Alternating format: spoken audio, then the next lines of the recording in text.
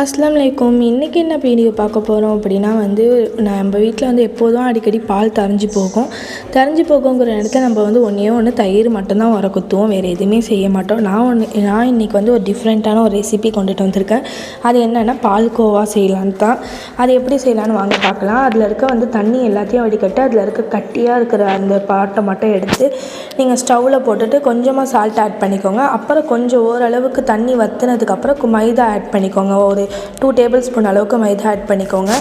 அதுக்கப்புறம் நல்லா நீங்கள் கிண்டி விட்டுக்கிட்டே இருங்க, இல்லாட்டி கொஞ்சம் அடி பிடிக்கிற அந்த நேரத்தில் கிண்டி விட்டுக்கோங்க. அப்புறம் நல்லா அந்த இருக்கிற தண்ணி எல்லாமே வற்றணும். நல்லா வற்றினதுக்கப்புறம் கொஞ்சமாக கீயும் ஆட் பண்ணிக்கோங்க. நடுவில் கொஞ்சம் 1 டேபிள் ஸ்பூன் 2 டேபிள் ஸ்பூன் கிட்ட கீ ஆட் பண்ணிக்கோங்க. அதுக்கப்புறம் தண்ணி நல்லா வற்றினதுக்கப்புறம் ஃபுல்லாக அந்த வாட்டர் எல்லாமே ட்ரை ஆகிடணும். அதுக்கப்புறம் சுகர் தான் ஆட் பண்ண போகிறோம். நான் 6 டேபிள் ஸ்பூன் அளவுக்கு சுகர் ஆட் பண்ணியிருக்கேன். உங்களுக்கு எவ்வளோ சுகர் வேணுமோ அந்த அளவுக்கு நீங்கள் ஆட் பண்ணிக்கோங்க. நான் கொஞ்சம் சுகர் ஜாஸ்தியாக சாப்பிட்றதால ஜாஸ்தியாக ஆட் பண்ணியிருக்கேன்.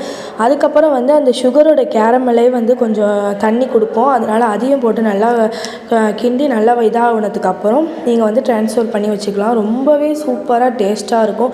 நீங்கள் கடையில் சாப்பிட்ற பால்கோவா மாதிரியே அவ்வளோ டேஸ்டியாக இருக்கும். இதை கண்டிப்பாக ட்ரை பண்ணி பார்த்துட்டு இன்ஷா அல்லாஹ் கமெண்ட் பண்ணுங்கள். நெக்ஸ்ட் ஒரு இன்ட்ரெஸ்டிங்கான வீடியோவில் பார்க்கலாம். அஸ்ஸலாமு அலைக்கும்.